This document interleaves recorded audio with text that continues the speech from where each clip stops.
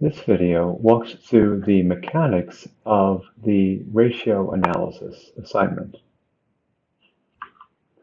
Now that starts with a template file which will be provided to you. The template file looks like this. I'm going to zoom out a little bit so you can get a big view, but all the stuff up top is provided for you. And the numbers are already entered.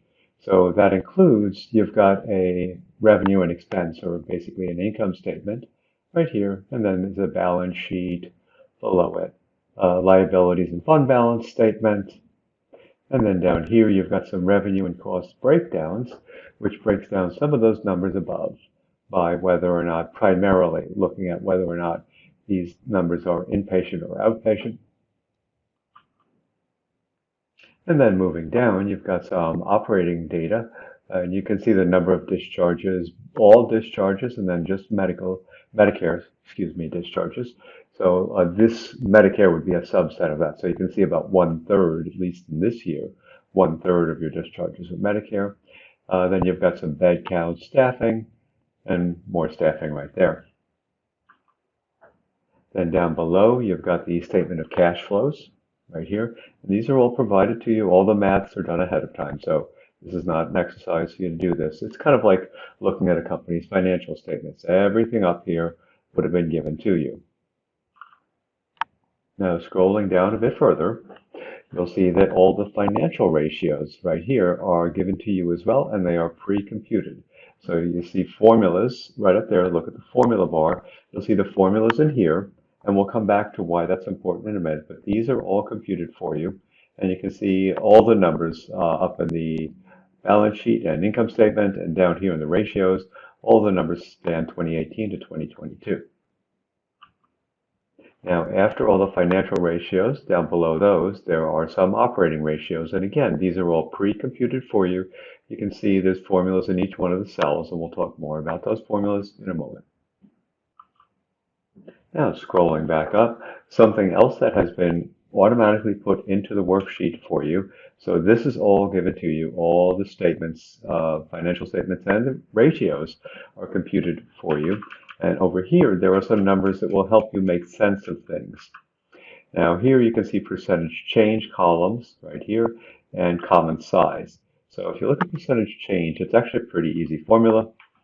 So let's scroll over so you can see where the formula is coming from. So remember, it is E6 minus D6 divided by D6. E6 and D6, you can do the numbers. So percentage change is basically 2019 minus 2018, E minus D, 2019 minus 2018. So that's basically the increase or decrease from 18 to 19, and then it's divided by 18, the starting year. That gives you your percentage change, which is exactly what this shows there. So you can see 5%. So there's a 5% increase from this year to this year. And if you kind of want to double verify that, you can actually just do this. It's a little cheap way of doing it.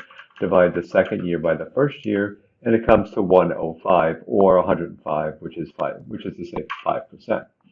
So that's what these percentage change numbers give you.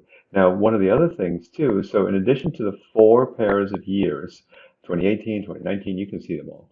There's also one that spans all 5 years. And you can see the formula right there. We'll hit F2, and there's a formula right there. You can scroll over and see the formula. So that formula is pretty simple. That just says ending year, which is 2022, minus the beginning year, 2018, divided by the beginning year.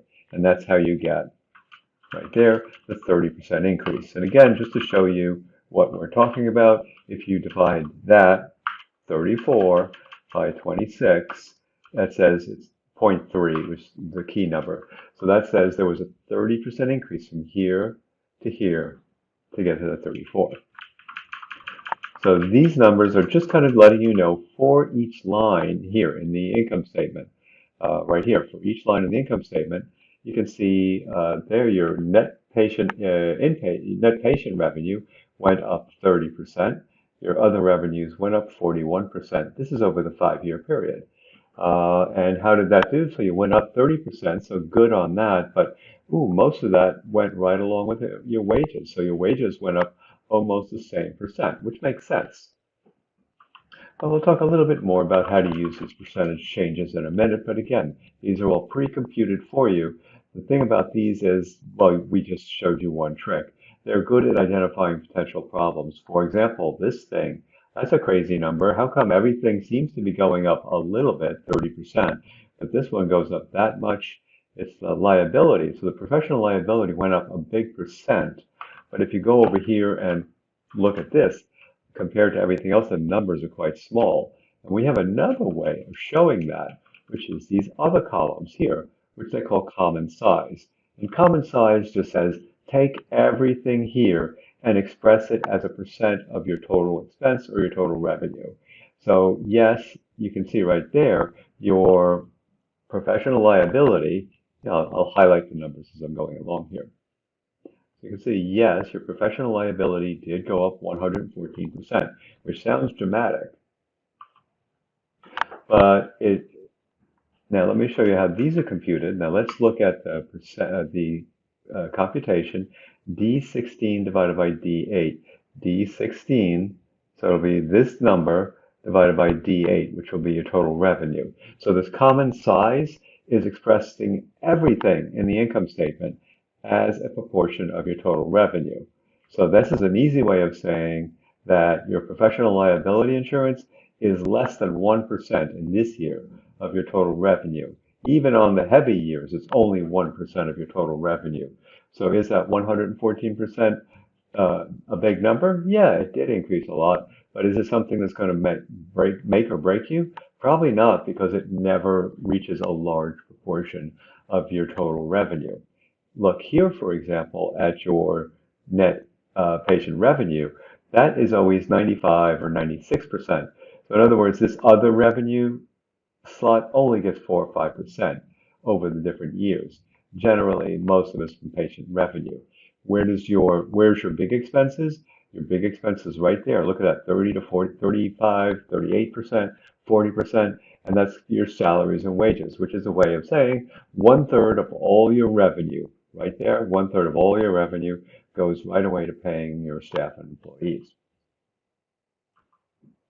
Now, as you go to the bottom of this one, for example, your excess, which is this excess, remember, is just an easy way of saying profit, or a long way of saying profit. So you can see that your profit is 17%, 14%, 2%, ooh, going down. This was basically your profit margin. 17% profit margin is good. You're making a lot of money, 17 cents on every dollar you make. And this is an easy, very concrete way of thinking of these. Think of this as every dollar made. That's your total revenue. Every dollar in the door, no matter where it comes from. For every dollar in the door, you know that 17 cents is your profit. But you can see that over time, that went down to 2%. It was a very lean year in 2021. You were just barely breaking even in that year.